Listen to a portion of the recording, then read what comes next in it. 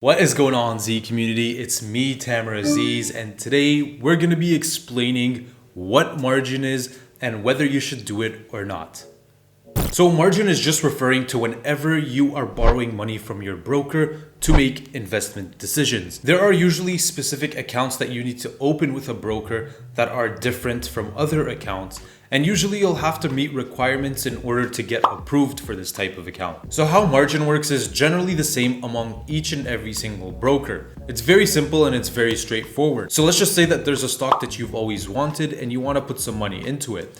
What you can do with a margin account is that a certain percentage will be your money and another percentage of it will be from your broker themselves. This percentage is not decided by you, it's actually decided by the broker themselves. And depending on the stock or the investment that you want to buy, the broker will always put the percentage that they will actually offer you. This percentage can be anywhere from 10% all the way to 90%. In a situation where this amount is 10%, that means that 10% of the money will be coming in from the broker's side and the other 90% has to be from your side. Exact same thing other way around. If they were offering to give you 90% of the investment, you would have to hold up your end of the bargain and have your 10% within the stock or the investment at all times. Now this percentage from your money has to be maintained at all times, and this is what's known as the maintenance requirement. Now that you've invested some money using your margin account, there's two ways that this can go down. Either your investment goes up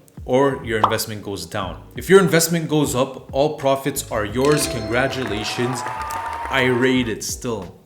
But in a situation where the investment goes down, this is where things get a little bit tricky. So let's use an example to illustrate this. Assuming that you've actually invested $1,000 using your margin account. And let's assume for this case scenario that it's a 20-80% split. This means 20% of the investment is from your end, being $200, and the rest of it is on the broker's end, being $800. Now let's just assume that we go either up or down. If we go up, congratulations, I rated still, you made profits, good stuff. But what if the investment goes down? Then you're in a sticky situation. Now let's just say that the investment went down to $900.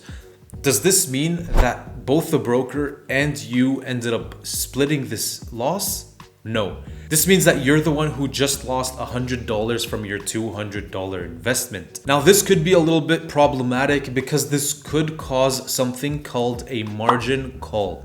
A margin call happens when your maintenance excess goes in the negatives. Your maintenance excess is the total amount that you need to have in your account so that it protects you in situations like these. So going back to the example that we just talked about, if you ended up losing $100, you need to make sure that $100 is within your account sitting on the side so that your broker doesn't issue a margin call.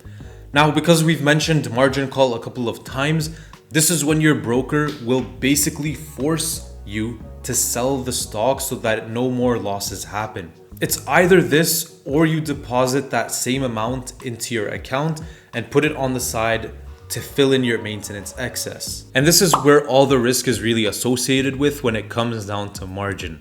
Now on top of that, because taking out margin is borrowing from somebody, yep, you guessed right, interest is going to be applied here.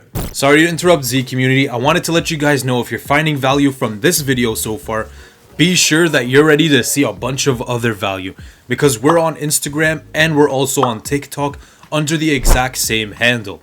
So the handle that you see on the screen right now, be sure that you quickly open up your phones or open up another tab and follow us at azizz.finance. TikTok and Instagram, I'll see you guys there. Peace. Now let's get into the mechanics of how the interest works with margin. Now I'm going to go over it very briefly because we actually have a video from the past that talks about how interest is calculated. Now because it's still considered to be a loan, it's the exact same calculation as an interest that is on a credit card. So feel free to check that out if you still don't get the explanation that I'm going to go through right now. So the way it works is that your broker has a set percentage rate for the interest whenever you try to borrow a stock. At times, this interest rate is going to vary from investment to investment, really depending on how risky that stock or that ETF or whatever the investment is. And as with any type of interest, this is going to be calculated on a daily basis and charged to you on a monthly basis. And that interest that you see is an annual based interest rate. Let's just use the exact same example where with an investment of $1,000, you borrowed $800 from your broker. Now the specific stock that you used this $800 from your broker for ended up having an interest rate of 4.00%. Now, first things first, you're going to want to take that 4% and divide it by 365 days. This is going to be giving us the daily interest rate of 0.0109%. Now, what we're going to do next is multiply this daily interest rate by the amount that you borrowed from the broker, being $800. Doing the calculation, we find that we are rounding this up to about 9 cents per day, meaning every single day you are going to be getting charged 9 cents. And depending on how long you're actually borrowing this $800 for, you just multiply it by however many days that you've borrowed the money for. For example, if you borrowed this money for an entire week, you're going to multiply 9 cents by 7 days. Or if you borrowed it for a month, you're going to multiply 9 cents by 30 days. Now keep in mind that this interest does compound.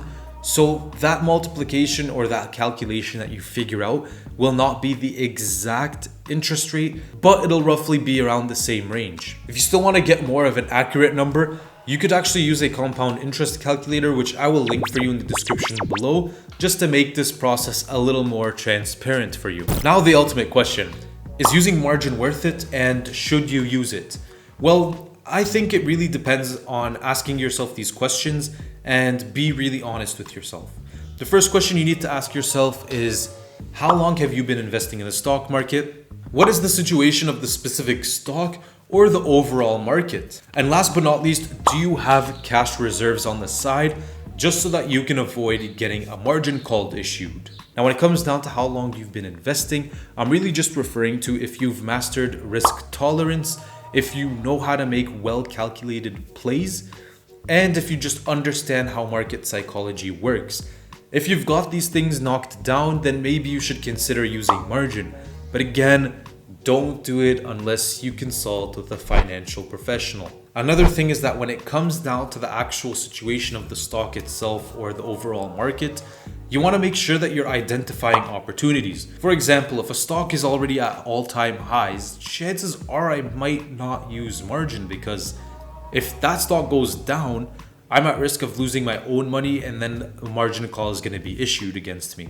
In another situation where we're in a market crash and everything is at an all-time low, then maybe it's time for you to use some margin because it might give you a new opportunity. But then again, Z community, let's say it together.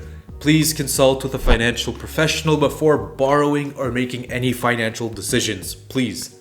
And honestly, the last question is just make sure you have financial reserves on the side, just in case. You never know what's going to happen, and you got to make sure that you avoid sticky situations, because that's the last thing that we need when it comes down to investing in the stock market. Anyway, Z community, the question of the week is, what broker are you using right now? Let us know in the comment section down below, and I'd love hearing from you guys.